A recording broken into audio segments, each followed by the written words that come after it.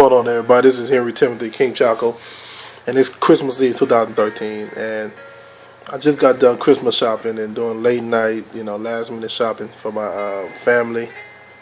Well, mainly the kids and some of my siblings,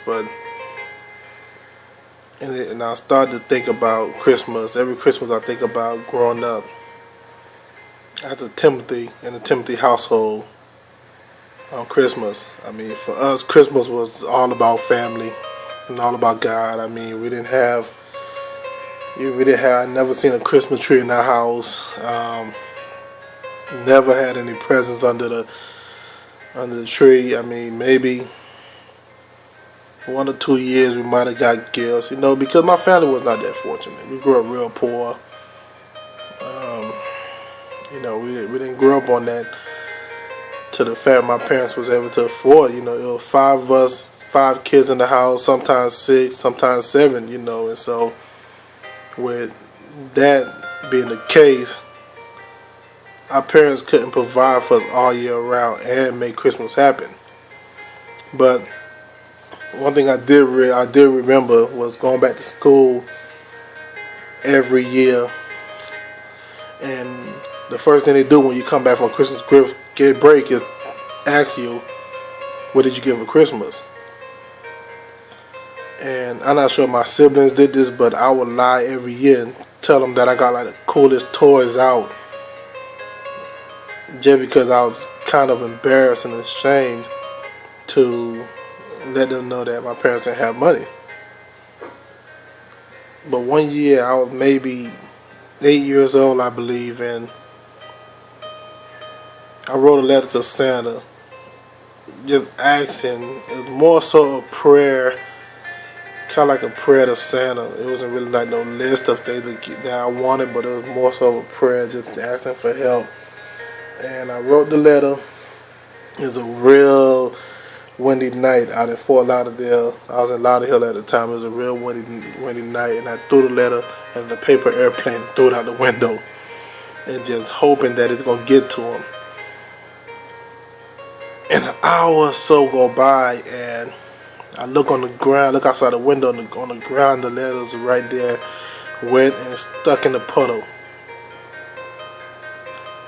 So in my mind, next thing happened to me was that I said, you know what, I'm going to go ahead and I'm going to make Christmas special this year. So I went and found items around the house, and I wrapped them up and taped them up in newspaper, wrote everybody's name on them, and put them down. We didn't have a tree. I just put them in the corner of the house and just said, you know what, Christmas is going to be special this year, and we're going to make it happen. And and that moment I realized that in life, just because you wish for something doesn't mean it's going to happen. That you have to get up and go out and go get it, and that you actually have to make a plan, and you actually have to be disciplined in what you want and actually go out. Because 20 years later, I'm 28 now, and I look back at it, and I look as far as I've climbed in my life. I'm not the greatest success, but I'm a lot more than where I came from. And I look at it and I just realize that I am truly blessed. The fact that I could go out late night, impromptu, and buy maybe 20-something gifts for my nieces and nephews or whatever, just without even thinking about it. It's a fact that just show how good God is, that He could take a young 8-year-old kid that lied about getting gifts, and now at a 28-year-old man, he can actually go out and make sure that his nieces and his nephews don't have to experience what he had to experience.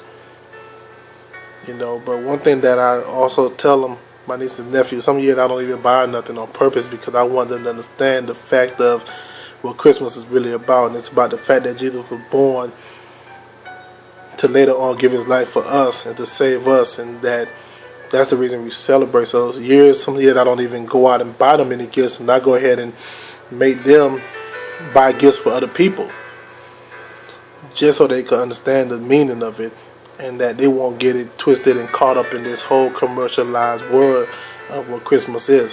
So, and I tell And I want to tell some young child right now, if your parents are not fortunate to have it, and you're not the one getting all the brand new gifts, do not worry about it.